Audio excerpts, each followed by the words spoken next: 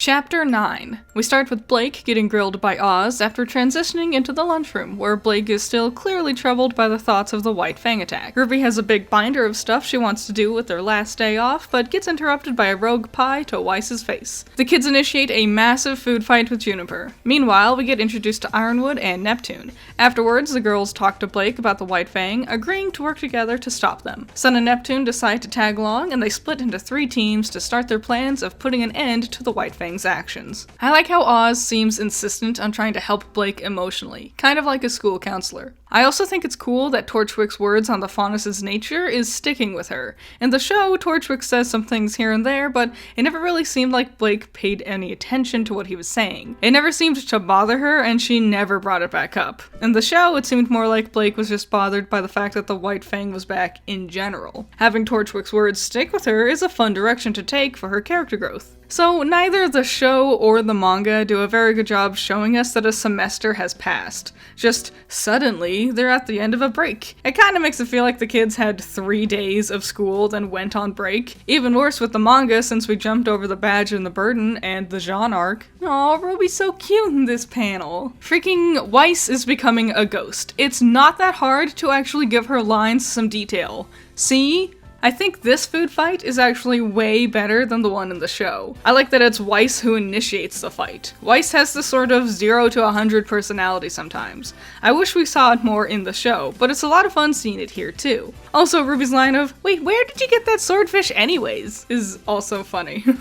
And this big food fight glamour shot is really, really great. If there was a full-sized color version of this, I would buy it as a poster. I like the change of Ruby using a giant tomahawk cut steak. It is a lot more similar to her scythe than anything she used in the show. And Jean's rack of ribs is also a better fit for his sword, and a nice nod that his sword gets the greatsword upgrade later. And Pyrrha's pizza shield is adorable and just as stupid as everyone else's weapons. This is just 10 out of 10. I love it. I know this dialogue between Glinda and Oz is to tell us that Ironwood is the headmaster and general of the military, but Glinda should definitely already know this stuff. This might be the first time the manga has actually really clunky exposition. Oh, that's right. It's because it never bothers to tell us anything before. Ironwood looks way older and way less hot in the manga.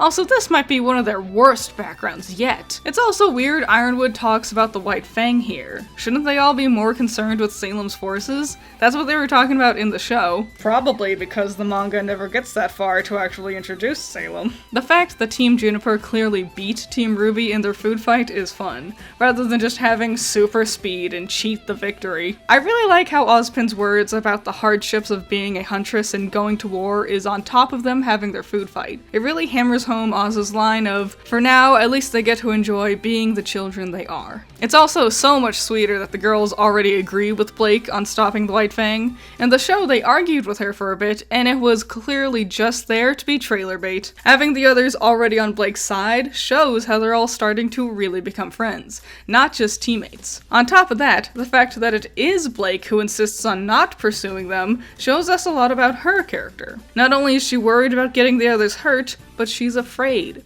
She wants to run away and ignore it, like how she's done in the past. Having the others stand up and give her the support she needs is a much sweeter conclusion to Blake's emotional struggle than their boring dialogue from the show. You might have realized we've gone over the first 2 episodes of Volume 2 with this one chapter, and I like this pacing much better than the show. While the food fight was a fun way to reintroduce the characters' personalities and fighting styles, Episode 1 of Volume 2 really didn't have much else going on. It wasn't until Episode 2 that the plot really got established. By rearranging the scenes around to put Blake's discussion with Oz at the start of the chapter to set up her issues with the White Fang for the volume, it better establishes what our characters are going to be dealing with now. Set up not only Blake's character struggle, but also the general direction the plot is going to follow from here on out. And by skipping over their meandering in the library and getting straight to Blake confronting her team about her problems with the White Fang, it adds just the perfect icing on the cake for this chapter's flow and pacing. Of course, one thing you might have noticed is the confusing absence of the villains. Finally, Juniper got some attention again, but now it's our villains who's been shafted. In the show, we not only set up M and Merc's characters in episode 1,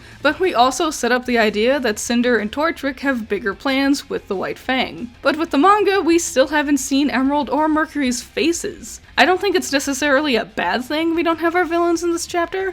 I think establishing our heroes' motives is much more important. However, our villains' machinations do play an important role in the plot too, so I hope we can get the setup for them that they need. However, I am really excited to see the pace moving a bit faster with the manga, cutting out the unnecessary fluff and getting straight into the fun stuff. Having the chapter end with this glamour shot of the girls in their alt outfits also did a great job getting me hyped for the next adventure. Great job. What a positive review for this chapter this time around.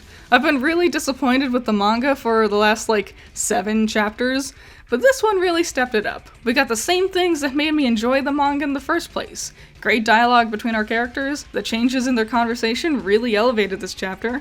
This manga seems to really excel when we focus on the characters, not the action. Let's see if we can keep this momentum going forward. Next time, we'll see how Team RWBY will do in their mission against the White Fang. Thank you so much for watching this video, I hope you enjoyed it. Shout out to my $10 patrons, you're all amazing. Nako, James Dodds, Cool Duck, Andrew, Ramiel, Valhalla Knight, Chamomile, G Extreme, Classic Critic, Surge, Boulder Off Bros, Noah Perkins, Sunny Shy, Great Bar, Caleb Grimm, Pentamenta, Genital War Thunder, Carmen, Order, Vortex, Jake, Sarah's Van, Amber, and Melef. So yeah, I hope you liked this one. A bit shorter than most of the videos I've been putting out lately. I thought about making it longer, but you know what? Not every video needs to be 20 minutes long. So, you having fun with the RWBY Manga chapters? Are you looking forward to how we're moving after this? I'm excited to keep going through this. Did you like this chapter? What did you think? I really love that picture of Team RWBY versus Juniper during the food fight.